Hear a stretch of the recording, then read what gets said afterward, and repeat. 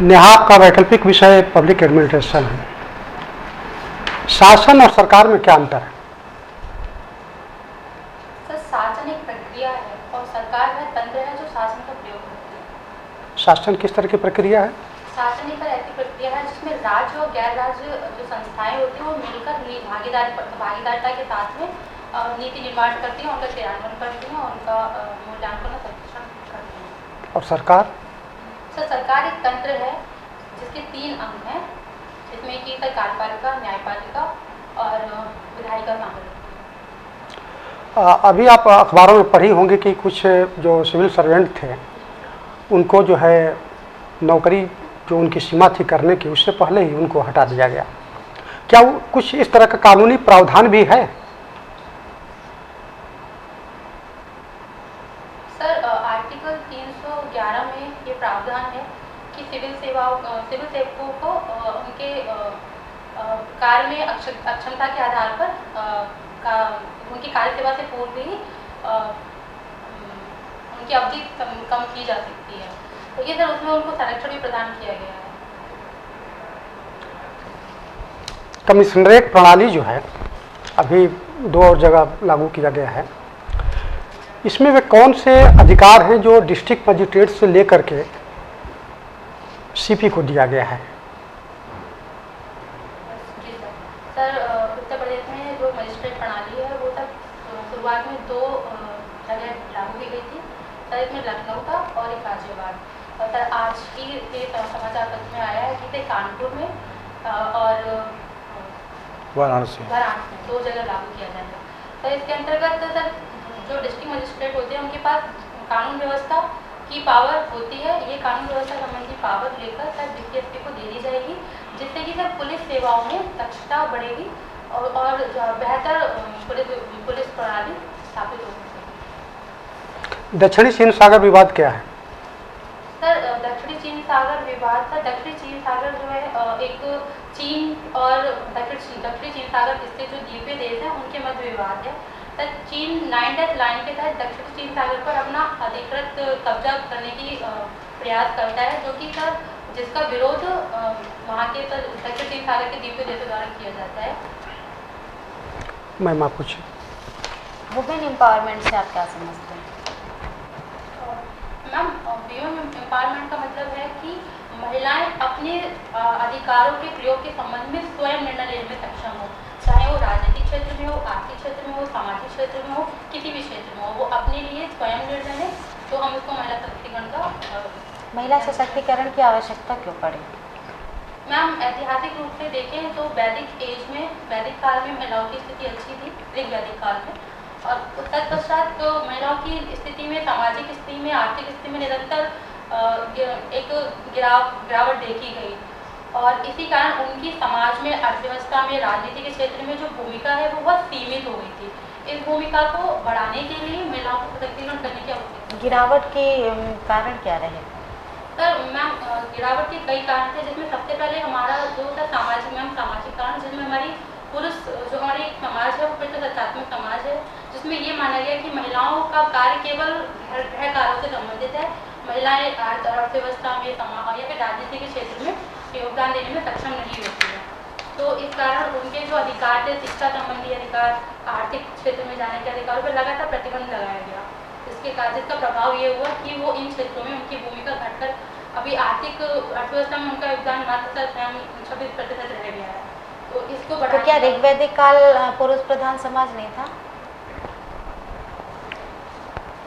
हम जहाँ तक मुझे पता है कि ऋग्वैदिक काल में महिलाओं को स्वतंत्रता थी, वो अपनी इच्छा से विवाह कर सकती थी और उनको शिक्षा प्राप्त करने का अधिकार था। उन्होंने कई रचनाएं लिखी थी जिसमें हम गार्गी, अपाला जैसी महिलाएं शामिल हैं। तत्पश्चात में उसके बाद कुछ ऐसा हुआ कि महिलाओं को शिक्षा से वंचित किया गया और फिर धीरे धीरे ये प्रभाव आगे के क्षेत्र में बढ़ने लगा। कहा जाता है कि महिलाओं को 4 दीवारी के बीच में बांध दिया गया, तो इसके पीछे क्या कॉन्सेप्ट रहा होगा? क्यों उनको 4 दीवारी के अंदर रखा गया? क्योंकि पहले तो वो समारोहों में भी भाग लेती थी, जैसा आप उत्तर वैदिक काल में कह रहे हो, उस समय भी वो बाहर निकलती थी, उस समय भी स्वतंत्र थी। ऐसा नहीं था कि उनको बांध के रखा गया। लेकिन एक टाइम पीरियड आया जब लड़कियों को घर के अंदर ही रखा जाने लगा, तो तो उसके पीछे कुछ कारण थे या बस ऐसे ही पुरुष प्रधान था इस वजह से?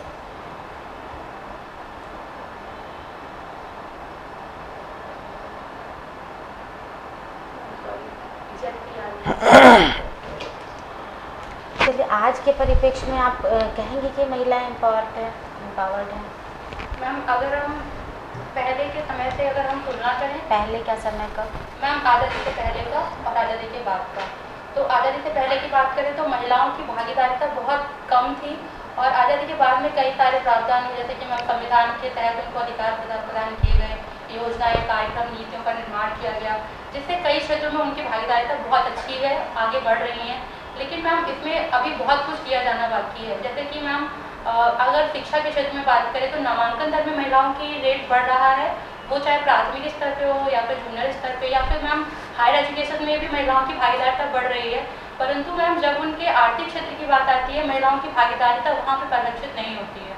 तो अभी भी बहुत कुछ प्राप्त किया है, लेकिन काफ़ी कुछ है जिसको हम आगे कर सकते हैं। जैसे कि 50% जो उनकी भागीदारिता जनसंख्या में है, उतनी ही भागीदारिता उनकी हर क्षेत्र में सुनिश्चित होता है। वैदिक काल में कहा जाता है कि स्त्रियों को सारे राइट्स थे, सारे अधिकार प्राप्त थे, जैसा आप कह रही हैं बहुत अच्छी स्थिति भी थी, लेकिन 2 अधिकार उनको नहीं दिए गए थे। वो 2 अधिकार कौन कौन से हैं और क्यों नहीं दिए गए, ये कुछ बता सकते हैं? चलिए सुनते सर आपका। बेटा आपसा क्या है? Arm force special protection act सुना है? सर आपसा एक कानून लाया गया था, इसका प्रयोग सर विवादित क्षेत्रों जैसे कि पूर्वोत्तर क्षेत्र और जम्मू कश्मीर जैसे जो क्षेत्र हैं जहाँ पर उग्रवादी घटनाएं देखी जाती हैं, उन ऐसी विशेष परिस्थितियों से निपटने के लिए सुरक्षा बलों को कुछ विशेषाधिकार प्रदान किए गए थे। और सर वर्तमान में सर ये पूर्वोत्तर के जहाँ तक मुझे याद है 6 राज्यों में लागू किया गया है, जिसमें उनको ये बोला कुछ विवेकाधिकार प्रदान किए गए हैं, जो अगर उनको यह अनुभव होता है कि कोई भी असामाजिक तत्व है तो उसके संदर्भ में वो कार्यवाही लेने के लिए स्वतंत्र है। तो बताओ यहाँ भी स्वतंत्र है? अगर कोई असामाजिक तत्व है तो यूपी में पुलिस के पास पावर्स नहीं है क्या? वहाँ क्या स्पेशल पावर्स दे दी जाती हैं इन लोगों को? अभी कल परसों 2 राज्यों में एक्सटेंड किया गया आपसा। तो वहाँ कुछ पावर ऐसी दी जाती हैं, जैसे सर यहाँ पर अगर हम पुलिस को सुरक्षा बलों को ये अधिकार होता है कि वो किसी भी व्यक्ति को संदेह के आधार पर गिरफ्तार कर सकता है या फिर उनकी जांच कर सकता है। ये सारे विशेषाधिकार वहाँ प्रदान किए गए हैं, लेकिन ये सब सामान्य रूप से ये अधिकार नहीं दिए गए और वहाँ पर अगर पुलिस सुरक्षा बलों द्वारा विशेष परिस्थितियों में एनकाउंटर भी किया जा सकता है। थोड़े थोड़े ये अधिकार है ताकि। अच्छा, प्यूनिटिव डिटेंशन और प्रिवेंटिव डिटेंशन क्या है? दंडात्मक निरोध और निवारक निरोध। सर निवारक निरोध का जो प्रावधान है उसके अंतर्गत हम किसी भी अवांछित घटना को रोकने से पहले करते हैं, उसके पहले किया जाता है। और सर जो दंडात्मक निरोध है उसके अंतर्गत अगर किसी व्यक्ति को संदेह के आधार पर अगर गिरफ्तार किया जाता है तो सर उसको कुछ विशेषाधिकार प्राप्त होते हैं, जैसे कि सर उसको अपने विरुद्ध कार्रवाई अपने विरुद्ध गवाही देने के लिए बाध्य नहीं किया जा सकता है, और जो एक बार उसको अगर सजा मिल चुकी तो दोबारा उसी आप 2 आर्टिकल्स को रिलेट कर रहे हो, 20 और 22 को, जो आप बता रहे हो ऐसा, अब 20 और 22 को रिलेट कर रहे हो। चलिए, अच्छा, नेशनल सिक्योरिटी एक्ट कैसा कानून है? प्रिवेंटिव या प्यूनिटिव या दोनों? सर ये निवारक कानून है। निवारक निरोध। अच्छा, लव जिहाद पे कानून आया था, लव जिहाद क्या है? सर लव जिहाद का जो कानून आया था उसका सर मतलब ये था कि अगर किसी भी मतलब विभिन्न धर्मों में अगर किसी का उद्देश्य सिर्फ और सिर्फ धन परिवर्तन के आधार पर, विभिन्न धर्मों में था या कुछ स्पेसिफिक धर्म थे? धर्म जिसमें सर मुस्लिम धर्म शामिल था, इसमें अगर कोई भी व्यक्ति महिला या पुरुष, विशेषकर सर पुरुष, अगर किसी अन्य धर्म विशेषता हिंदू या ऐसा अगर वो सिर्फ धन परिवर्तन के आधार पर शादी करते हैं, मतलब उनका उद्देश्य सिर्फ और सिर्फ विवाह करने के पश्चात व्यक्ति महिला का धन परिवर्तन कराना होता है, तो इसको सर हम लव जिहाद कहते हैं। तो इसमें कानून क्या था? लव जिहाद के अंतर्गत उत्तर प्रदेश में ये अभी कानून लाया गया, इसके अंतर्गत बोला गया कि लव जिहाद को अवैध किया गया अगर मतलब हमारे हमारे यहाँ सर विभिन्न धर्मों में विवाह का प्रावधान है, इसके लिए सुरक्षा का प्रावधान ही है, लेकिन लक्ष्यार्थ का जो कानून लाया गया उसके अंतर्गत विशेष रूप से ये बोला गया कि अगर मतलब विभिन्न धर्मों में अंतर धार्मिक जो विवाह है उसका उद्देश्य केवल और केवल धर्म परिवर्तन है तो उसको अवैध घोषित किया जाएगा। तो कैसे पता लगाएगी सरकार? जैसे मान लीजिए मैं एक मुस्लिम व्यक्ति हूँ, मुझे किसी हिंदू लड़की से प्यार हो गया है, मैं उससे शादी करना चाहता हूँ, and in the process of love and affection मैंने उससे कहा भाई अब रिलीजन चेंज कर लो, या उसने चेंज कर लिया और हम लोगों ने शादी कर ली, तो सरकार कैसे निर्धारित करेगी कि प्यार के कारण धर्म परिवर्तन किया, या सरकार कैसे निर्धारित करेगी? कई संदर्भ में दोनों पक्षों की सहमति और उनके परिवार, उनका जो परिवारजन है उनकी सहमति ली जाएगी। तो परिवार की सहमति आ गई, फिर तो आप किसी के राइट टू लाइफ पे कर रहे हो भाई। अगर मुझे किसी से विवाह करने के लिए अगर परिवार की सहमति चाहिए तो फिर राइट टू लाइफ और ढेर सारे राइट्स तो वायलेट हो रहे हैं, हमारे पास फ्रीडम के राइट्स वायलेट हो रहे हैं। सर इसी आधार पे इस कानून की थोड़ी सी आलोचना भी की जा रही है, क्योंकि सर अगर इसमें परिवारजनों को शामिल किया जाएगा, कई बार परिवारजन जो होते हैं वो मतलब उनके सहमति नहीं होती है, तो इस संदर्भ में ये बोला गया है कि ऐसा जो युवक होंगे जो लोग शादी करेंगे उनसे विशेषकर ये पूछा जाएगा कि ये उनकी सहमति से हुआ है, और इसके साथ ही साथ अगर उनकी सहमति से हुआ है तो उनको उसके साथ सुरक्षा भी प्रदान करी जाएगी। लेकिन अगर सहमति है या फिर कुछ दिनों बाद उनको पता चलता है कि ये जो है इसका जो उद्देश्य था वो गलत है, तो वो इसके तहत अपने अधिकारों की रक्षा की मांग कर सकते हैं। चलिए, आप एसडीएम में सेलेक्ट हो जाएंगी तो we will be a leader actually in your tehsil और इन योर जुरिस्डिक्शन एरिया। तो लोक प्रशासन में भी आपने पढ़ा होगा, लीडरशिप में क्या क्या क्वालिटीज होनी चाहिए? सर लीडरशिप की जो सबसे पहली क्वालिटी है वो है सर अपने जो अधीनस्थ हैं या सहयोगी हैं उनको प्रेरित करना, ताकि वो अपने लक्ष्यों को प्राप्त करने के पूरे मनोबल के साथ कार्य कर सकें। दूसरा सर ये है कि उनका एक लीडर को बहुत सारे कार्यों में एक समन्वय स्थापित करना होता है। इसके साथ ही साथ सर एक लीडर की एक ये होता है कि सर वो अपना जो उनका एक संगठन है उसमें बेहतर समन्वय और संचार की स्थापना करें, ताकि जो संगठन है उसमें संचार की अच्छी व्यवस्था हो, अच्छे निर्णय लिए जाए और उनके क्रियान्वयन पर भी प्रभावपूर्ण तरीके से उनका क्रियान्वयन सुनिश्चित हो सके। राम मनोहर लोहिया जी के बारे में आप क्या जानती हैं? Sir doctor Ram Manohar Lohia ji sir एक स्वतंत्रता सेनानी और एक सामाजिक व्यक्ति थे। इन्होंने सर इनका जो प्रमुख योगदान था वो सर आज़ादी में भारत छोड़ो आंदोलन के समय में गुप्त रेडियो संचालन के संदर्भ में था, और सर इसके बाद सर इनका योगदान सर उत्तर प्रदेश में MP भी रहे थे। समाजवाद को परिभाषित कर सकते हैं, ये सर बताइए। सर समाजवाद एक ऐसी अवधारणा है जिसके अंतर्गत समाज के जो उत्पादन है, वितरण है, इन साधनों पर सार्वजनिक अधिकार होता है, कितना वितरण किया जाना है ये सरकार द्वारा सुनिश्चित होता है, उसके आधार पर सरकार करती है। लखनऊ के बगल में अच्छा, तो लोहिया जी ने समाजवाद के बारे में कुछ कहा है? फिरोजाबाद से फर्रुखाबाद से जीते थे। Sorry sir. पूछे आंसू सर। आपने लोक प्रशासन में सप्तांग पढ़ा होगा, बता सकते हैं? सप्तांग का सिद्धांत कौटिल्य का सिद्धांत है। उन्होंने सप्तांग के बारे में बताया था कि राज्य के संचालन के लिए साधन जरूरी है। इसमें सर है राजा, उसके अमात्य, मित्र, कोष।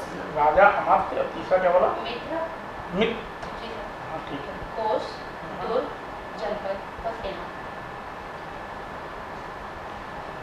जनपद और सेना। इसमें आप ये बताइए मित्र क्या है, इसको एलेबरेट करिए।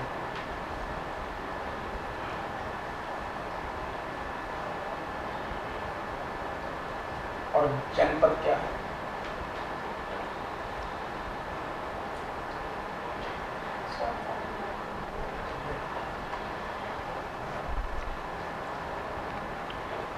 एक लोक कल्याणकारी राज्य के लिए कुछ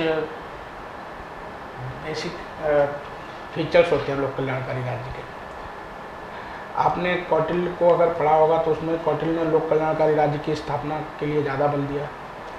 कैसे कौटिल्य लोक कल्याणकारी राज्य की स्थापना करना चाहता है, किस तरीके से, क्या कोई तरीके बताएं उसका?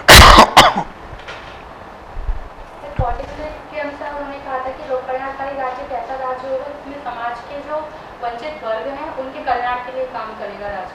तो सर इसके लिए उन्होंने जो सर बहुत सारे कल्याणकारी कार्यक्रम जैसे कि सड़कों को बनवाना और सर विधवाओं के लिए इसमें पटेल ने बताया ये सर उन्होंने लोक कल्याणकारी राज्य की स्थापना के लिए कई सारे कार्य किए, जैसे जो असहाय लोग होते हैं, वृद्ध लोग होते हैं, उनके लिए आश्रय स्थलों का निर्माण करवाया। इसके साथ ही साथ समाज के विभिन्न वर्गों को सर उत्थान के लिए कई सारे उन्होंने कार्य किए। विकेंद्रीकरण क्या होता है? प्रशासनिक विकेंद्रीकरण या तो विकेंद्रीकरण का तात्पर्य होता है कि सर शक्तियों का विभाजन। और संघवाद? सर संघवाद के अंतर्गत केंद्र तथा राज्यों के बीच में शक्तियों का विभाजन होता है। राज्य दूसरी यूनिट भी लोएस्ट यूनिट के बीच में भी तो शक्तियों का विभाजन हो सकता है। भारत के लिए संघवाद जरूरी है कि नहीं? अगर यहाँ पे संघवाद खत्म कर दें, केंद्रीकरण से क्या लोक कल्याणकारी राज्य की स्थापना हो सकती है? कहीं पे भी पूरी दुनिया में? चीन में है केंद्रीकरण है, लोक कल्याणकारी राज्य है। तो भारत में भी केंद्रीकरण से लोक कल्याणकारी राज्य बन सकता है। सर हमारे यहाँ जो संघवाद है इसके साथ ही साथ हम लोकतंत्र भी हैं और सर एक हमारे यहाँ इसी दोनों मूल्यों का एक समन्वय स्थापित करते हुए हमारे यहाँ संघवाद की आवश्यकता है। तो चीन एक साम्यवादी राज्य है क्योंकि नागरिकों की स्वतंत्रता नहीं है और इसके कारण सर सारी जो नीतियाँ होती हैं वो सब केंद्र पर निर्भर होती हैं, केंद्र के द्वारा निर्मित होती हैं और राज्यों में इसमें भूमिका बहुत कम होती है। लेकिन सर ऐसा भारत के परिप्रेक्ष्य में संभव नहीं है क्योंकि भारत बहुत ही विविधतापूर्ण देश है। तो सर उसके लिए आपकी हॉबीज क्या है बेटा? मेरी हॉबी ट्रैवलिंग पूछी मैम कुछ।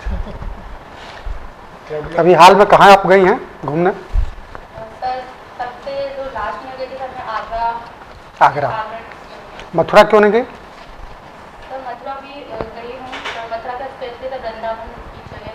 निधवन गई हैं? वृंदावन गई और निधवन क्यों नहीं गई?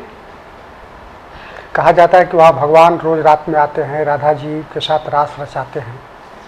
वहाँ का जो मंदिर है वहाँ भगवान पान खाए रहते हैं, राधा जी का जो चूड़ियाँ पहनती हैं वो बिखरी होती हैं। इसके बारे में ऐसे मुझे जानकारी नहीं थी। जी चलिए।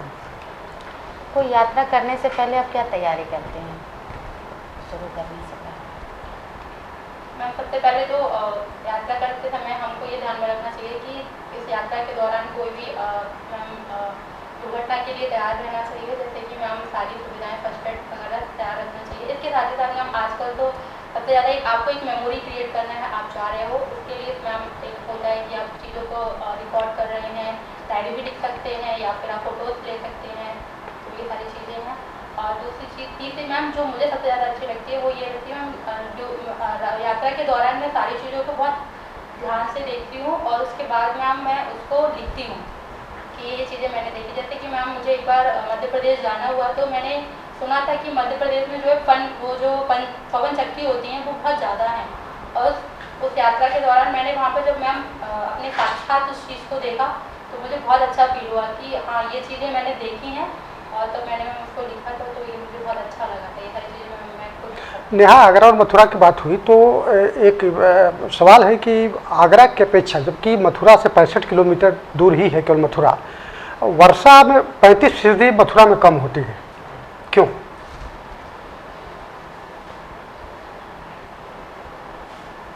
सर इसका जो मेन कारण है सर वो जलवायु, सर वहाँ का जो क्लाइमेट है।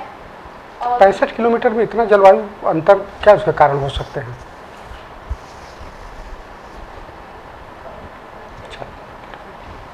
ठीक है नहीं बेटा, ठीक है। हाँ और तुम बाहर जाके आओ फिर।